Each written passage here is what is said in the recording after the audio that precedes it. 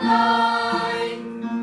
Đời tôi nay ngày tươi sáng hơn nhiều, chợt dường như bước lên thiên thành. Trên vai tôi bao cánh nắng mới dần, mây mờ biên tươi hơn đẹp hơn. Tại nơi đó bâng khuâng Chúa không tàn, không còn tiếng khóc than đau buồn.